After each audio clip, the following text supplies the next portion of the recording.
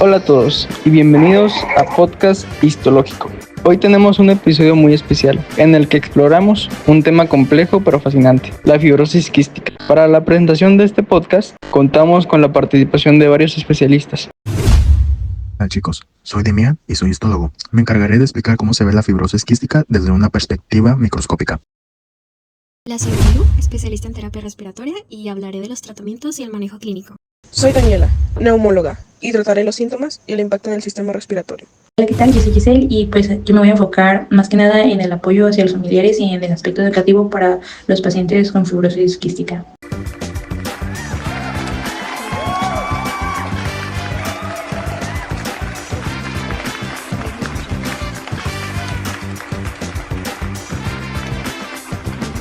Para empezar, expliquemos brevemente qué es la fibrosis quística. Catalina, tú como genetista, ¿podrías darnos una breve explicación hacia lo que es la fibrosis quística? Esto y por qué lo cuentan como una enfermedad genética hereditaria.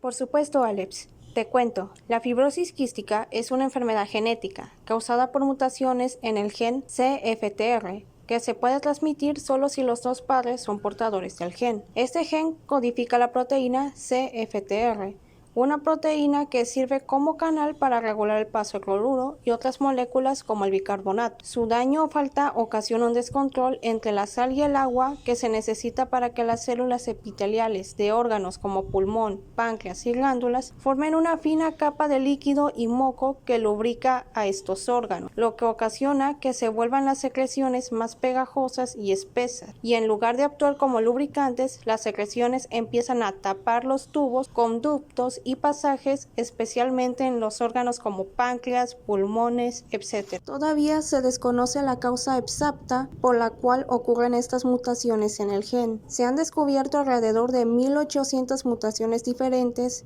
las cuales pueden generar que se desarrolle la enfermedad. Estas mutaciones pueden variar mucho entre los grupos geográficos. De estas mutaciones, la DF508 es la más común, que se encuentra en un total en el 2% de los casos a nivel global.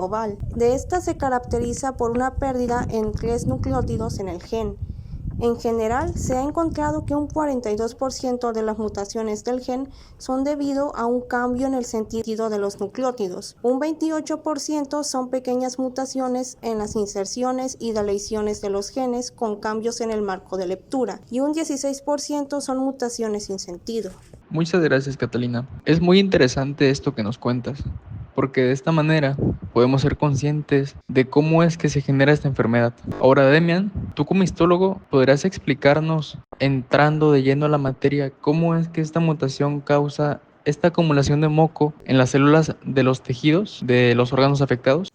Bueno, para empezar, la fibrosis quística es una enfermedad genética causada por mutaciones en el gen, o sea, llamado como CFTR, que es regulador de la conductancia transmembrana de la fibrosis quística. Esto se hace responsable de regular el movimiento de iones como el cloro y el sodio de las células. Quiere decir que en individuos con fibrosis quística, estas mutaciones afectan el funcionamiento de la proteína, lo que impide que esos iones de cloro se transporten de manera adecuada a través de las membranas celulares. Esto hace que se altera y provoca que las células produzcan un moco mucho más espeso y pegajoso de lo normal. Vemos que también en la acumulación de este moco espeso se da principalmente en los pulmones y el sistema digestivo.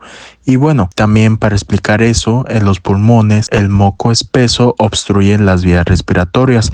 Eso hace dificultar la respiración y creando un ambiente propicio para las infecciones bacterianas recurrentes. Esto conduce a una inflamación crónica como el daño en el tejido pulmonar y con el tiempo una reducción de la función respiratoria. En el sistema digestivo, el moco bloquea los conductos pancreáticos.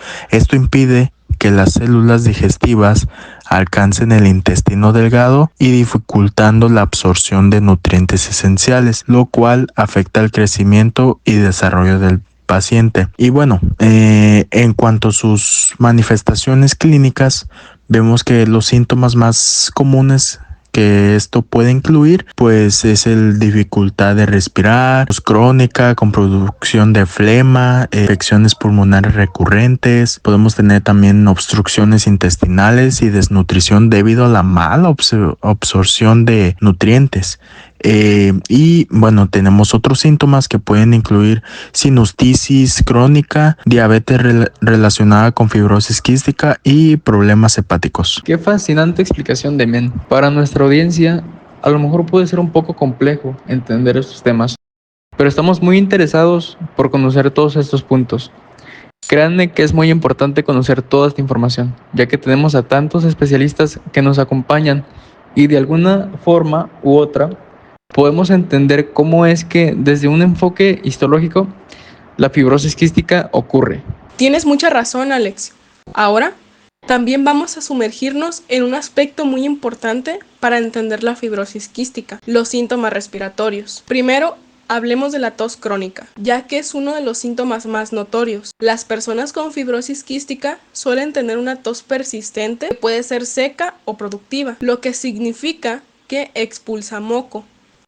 Esta tos constante se debe a la acumulación de moco espeso en los pulmones, y la tos es la manera en que el cuerpo intenta despejar esas vías respiratorias obstruidas. Otro síntoma relevante son las infecciones pulmonares frecuentes.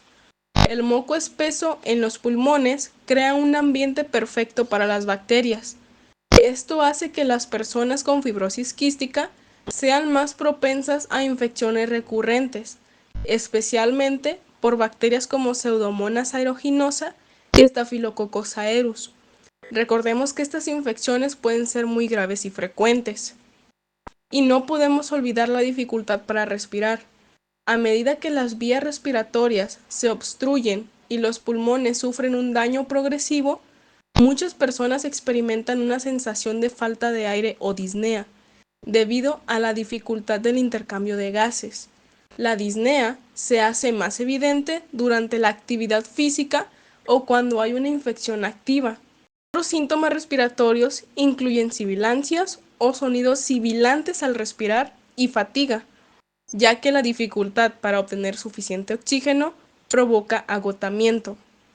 Y es importante mencionar que estos síntomas respiratorios pueden contribuir al daño pulmonar irreversible con el tiempo, afectando la función respiratoria y disminuyendo la capacidad de los pulmones para suministrar oxígeno al cuerpo. Esto que mencionas, Dani, es de suma importancia, porque una persona que sufre de fibrosis quística le es muy complicado llevar una vida tranquila. Tan solo imagínate tú, estar tranquilo en tu casa y que se te vaya por un momento el aire de tan solo estar haciendo tus actividades diarias. Sí, claro, tiene mucho que ver esto que dices, Dani, sobre todo si lo quieres ver del lado terapéutico. También influyen en las actividades diarias. Primeramente, esto afecta la calidad de vida por la producción y acumulación de moco espeso. Las infecciones deterioran los bronquios y los pulmones, llevando a una inflamación crónica, teniendo daño tisular y la pérdida de la capacidad pulmonar. Esto provoca, como ya lo decía Dani, disnea o dificultad para respirar, especialmente durante el ejercicio o cualquier actividad cotidiana, lo cual hace que limite demasiado las actividades físicas y afecta gravemente la capacidad de realizar, pues ya lo decíamos, nuestras actividades diarias. También incrementan la sensación de fatiga, un dolor en el pecho.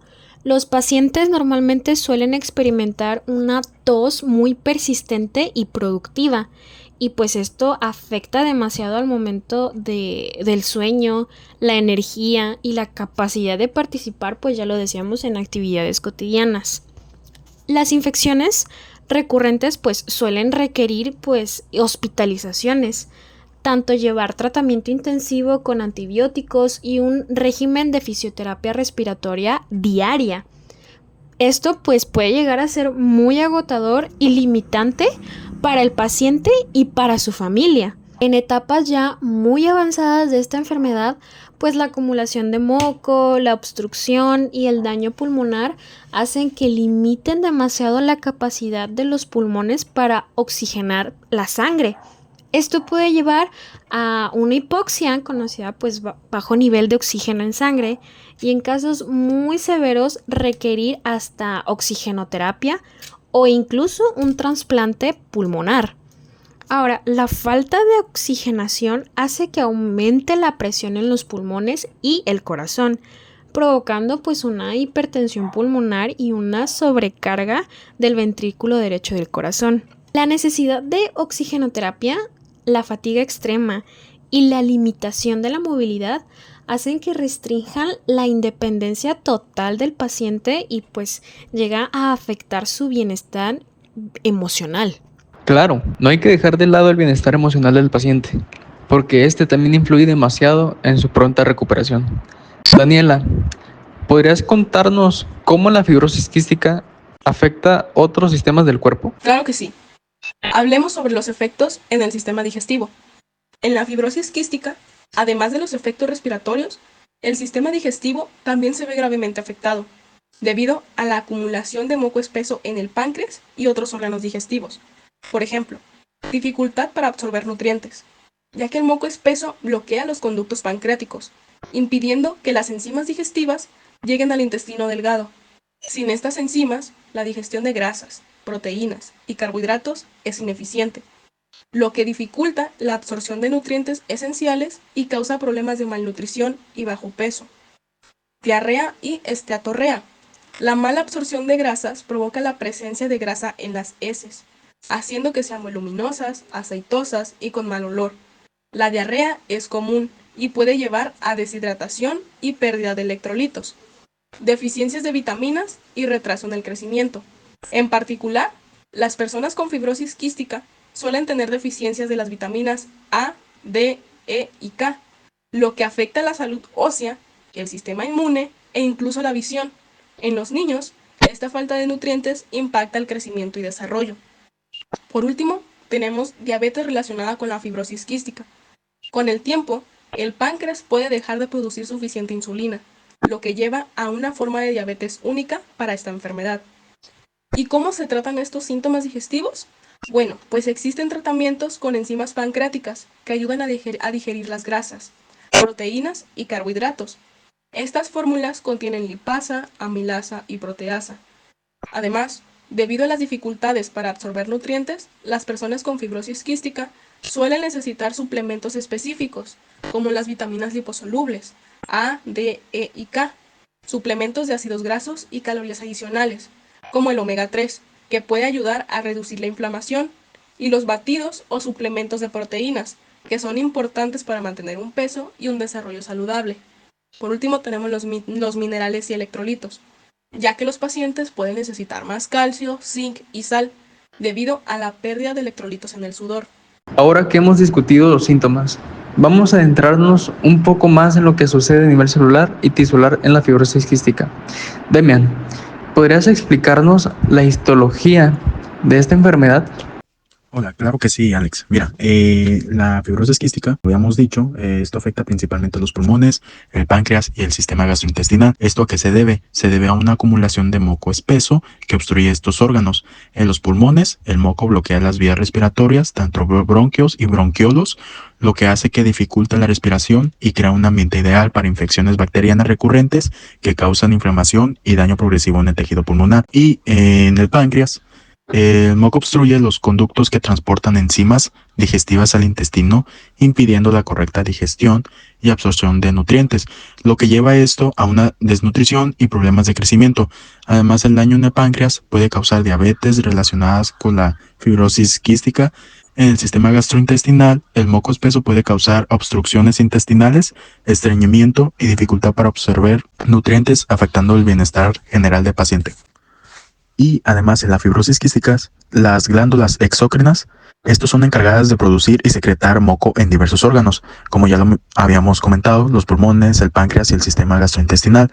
Esto debido a una mutación en el gen CFTR, en la cual esto producen estas glándulas que es mucho más espeso y pegajoso de lo normal. Esta acumulación de moco espeso obstruye las vías respiratorias de los pulmones, los conductos en el páncreas y las estructuras del sistema digestivo. En los pulmones, Esta obstrucción dificulta la respiración y favorece las infecciones en el páncreas, lo que impide la liberación de enzimas digestivas.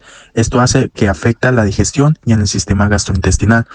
Puede causar problemas de obstrucción y mala absorción de nutrientes, en la cual también la disfunción de las glándulas exócrinas y la acumulación de moco espeso son, digamos que son, por tanto, aspectos centrales de la enfermedad y esto contribuyen a sus síntomas y complicaciones principales.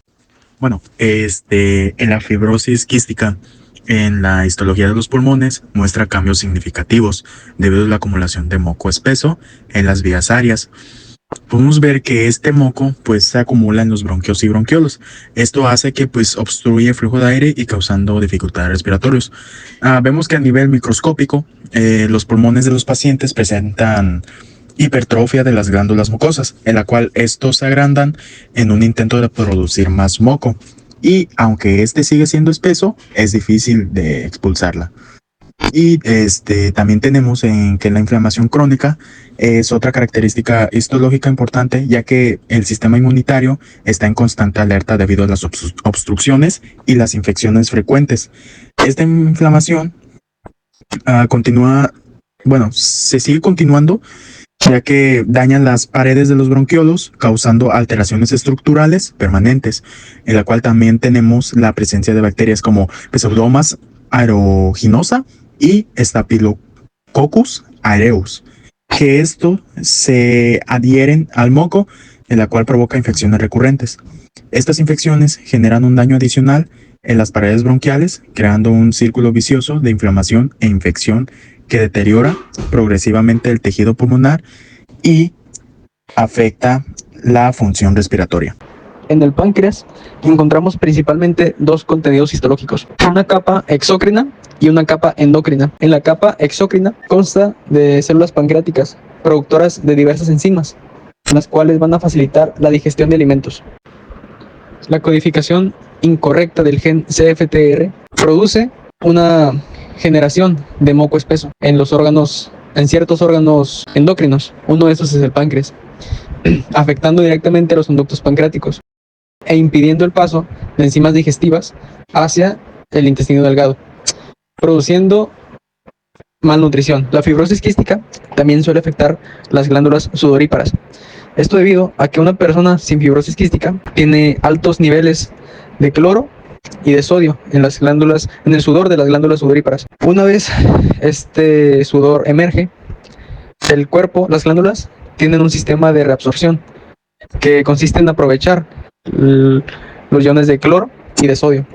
Una persona con fibrosis quística que sufre una mutación en el gen CFTR tiene una mala o una deficiente reabsorción de estas concentraciones, lo que genera que el sudor que excreta las glándulas tiene concentraciones muy altas de cloro y de sodio.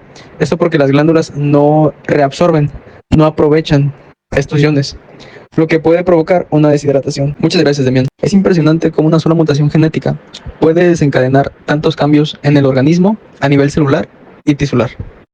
Para seguir con el programa, que por cierto ya casi terminamos, y lo sé, a mí también me da mucha pena decirlo, más que nada porque es un tema bastante interesante, ya que podremos hacer incluso hasta una segunda parte. Ya hablamos de cómo es que surgió la fibrosis quística, de cómo afecta a órganos circundantes y hasta cómo afecta la calidad de vida de la persona y un poco de su enfoque terapéutico. Pero hablamos de cómo es que se diagnostica esto. Para esto, Catalina nos va a explicar cuáles son algunas pruebas que se utilizan para esta detección. Por supuesto, Alex. Mira, te explico. La primera prueba que se realiza para tratar el diagnóstico de la fibrosis quística es el examen iontoforesis del sudor, en el que se busca un aumento en la concentración del cloruro en el sudor. Las pruebas para detectar las mutaciones del gen CFTR se pueden realizar con una pequeña muestra de sangre o con un raspado bucal. Como mencioné, las mutaciones pueden variar mucho, pero en general los laboratorios hacen pruebas para las 20 mutaciones más comunes. Cabe aclarar que muchas personas con fibrosis quística tienen mutaciones que aún no se han identificado, por lo cual pueden ser portadoras aunque no se encuentre ninguna mutación. No podemos olvidar mencionar también sobre la importancia del diagnóstico temprano. El diagnóstico temprano de la fibrosis quística Es crucial para mejorar el pronóstico y la calidad de vida de los pacientes, ya que permite iniciar tratamientos preventivos antes de que surjan complicaciones graves, gestionando mejor los síntomas y retrasando el daño irreversible a órganos vitales como los pulmones y el páncreas. Con un diagnóstico anticipado, se pueden implementar intervenciones para mantener la función pulmonar, como técnicas de limpieza de vías respiratorias y medicamentos para diluir el moco, reduciendo así el riesgo de infecciones y daño pulmonar a largo plazo. También mejora la absorción de nutrientes mediante el uso de enzimas pancreáticas y suplementos nutricionales, los cuales son fundamentales para el crecimiento y desarrollo de los niños. Además, un diagnóstico temprano permite un monitoreo estrecho para prevenir complicaciones como infecciones recurrentes y deficiencias vitamínicas, lo que reduce hospitalizaciones y mejora la calidad de vida. Es esencial proporcionar educación y apoyo a las familias desde el inicio para manejar la enfermedad adecuadamente. Finalmente, no olvidemos el impacto del diagnóstico temprano en el pronóstico a largo plazo. En las últimas décadas se ha visto cómo el diagnóstico y tratamientos precoces han mejorado significativamente la supervivencia de los pacientes con fibrosis quística. Muchos logran llegar a la adultez llevando una vida activa y saludable. Hoy en día, muchos países incluyen la fibrosis quística en sus programas de tamizaje neonatal. Esto permite detectar la enfermedad poco después del nacimiento mediante pruebas de tripsina inmunorreactiva en sangre. Si se identifica algún indicio, se confirma con una prueba de cloro en el sudor o pruebas genéticas. Ok, pues la educación en salud es súper crucial para el tratamiento de la enfermedad, ya que nos va a permitir que los pacientes y los familiares comprendan mejor la condición de la enfermedad. En verdad hay demasiadas razones por las cuales es importante que pues, se informen sobre esta condición, tanto para mejorar el tratamiento y prevenir complicaciones, ya que esto proporciona a los pacientes y a sus familiares el conocimiento necesario para participar activamente en su cuidado. Al entender la naturaleza de la enfermedad y las opciones de tratamiento, puede tomar decisiones sobre su salud, y esto puede promover tanto el autocuidado y principios de autonomía y también el sentido de control sobre pues, la situación. Cuando los pacientes y los familiares están bien informados, en definitiva va a ser más probable que sigan el tratamiento o recomendaciones médicas pues al pie de la letra. Esto nos va a ayudar a mejorar la adherencia al tratamiento, lo que va a ser pues esencial para prevenir complicaciones y mejorar los resultados clínicos, especialmente en enfermedades crónicas. También pues incluir el aprendizaje sobre los cuidados y manejos que se deben realizar en casa. Esto pues va a ser fundamental para que los pacientes puedan llegar a crear un entorno el cual favorezca la recuperación y el bienestar del paciente, además de conocer los signos de alerta y el saber cómo actuar si llegase a pasar, ¿no? Pues esto también más que nada va a ser clave para la prevención de complicaciones. Al estar bien informados sobre los riesgos asociados con la enfermedad y con pues todo lo que conlleva, pues evita situaciones que agravien la condición, especialmente en el manejo de enfermedades crónicas. Como terapeuta respiratorio recomiendo un tratamiento que incluya técnicas de limpieza de vías respiratorias, ejercicios de respiración y asistencia en el uso de dispositivos como la presión positiva respiratoria o el uso de ventiladores no invasivos cuando es realmente necesario. Además, pues se trata de trabajar en colaboración con el equipo médico, más que nada para ajustar los tratamientos tanto de inhalación y la fisioterapia respiratoria. Esto con el fin de poder reducir las infecciones y mejorar la oxigenación. La combinación de estos factores y síntomas pues crea una carga significativa para las personas con fibrosis quística, tanto a nivel físico pues como ya habíamos dicho en lo emocional, afectando su calidad de vida y capacidad funcional. Ahora pasemos a los tratamientos de la fibrosis quística. Esta enfermedad, aunque ha sido desafiante, se ha visto una gran evolución en sus tratamientos, mejorando la calidad de vida de quienes la padecen. Mencionaré algunos medicamentos clave que están haciendo una gran diferencia. Comenzamos con los moduladores de CFTR. Estos medicamentos son específicos para la fibrosis quística y tienen como objetivo corregir la proteína defectuosa CFTR, que es la causa genética de la enfermedad. Los moduladores de CFTR ayudan a mejorar el funcionamiento de esta proteína, lo que reduce la acumulación de moco y mejora la función pulmonar. Existen varios tipos, mencionaré algunos de ellos. El primero es Ivacaftor, que abre los canales de CFTR para mejorar el flujo de iones de cloro en ciertas mutaciones específicas de fibrosis quística, como la mutación G55-1D. El segundo es lumacaftor e ivacaftor. Estos son combinados y se utiliza en pacientes con 2 copias de la mutación delta F508. Lumacaftor ayuda a que la proteína CFTR llegue a la superficie celular, mientras que ivacaftor mejora su funcionamiento. El tercero es tezacaftor, ivacaftor y el hexacaftor. Tezacaftor, ivacaftor. Estos combinan 3 medicamentos. Este tipo de combinación triple ha demostrado mejorar de manera significativa la función pulmonar en personas con fibrosis quística. Por otro lado, se tienen los antibióticos, dado que las infecciones respiratorias son comunes en la fibrosis quística. Los antibióticos son un pilar del tratamiento y pueden ser administrados por vía oral, inhalada o intravenosa según la gravedad de la infección.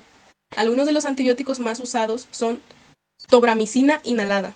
Este es un antibiótico que se usa para tratar infecciones crónicas de Pseudomonas aeruginosa.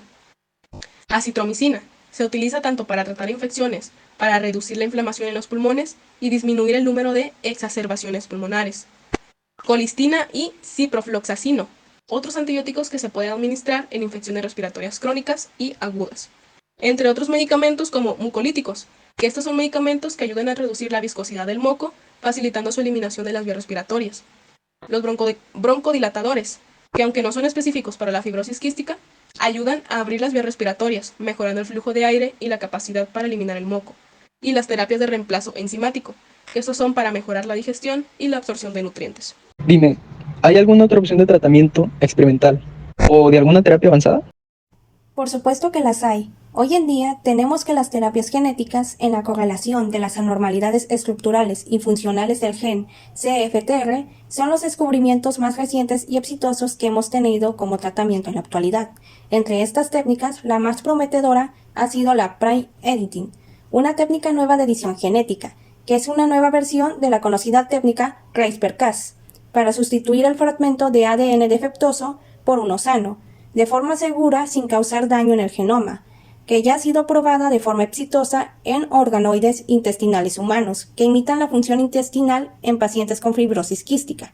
También han resultado muy prometedores las terapias con células madres, en las que se utilizan células madres para reparar o reemplazar a las células dañadas en los órganos afectados. La educación en salud va a ser súper vital a la hora del tratamiento de enfermedades, ya que esta capacita a los pacientes y a sus familiares para comprender mejor la enfermedad y las opciones de tratamiento. Esto les va a permitir tomar decisiones informadas, mejorar la adherencia al tratamiento y traer un entorno de apoyo adecuado para el paciente. Además, va a facilitar la comunicación efectiva con los profesionales de la salud y ayuda a prevenir complicaciones en la enfermedad.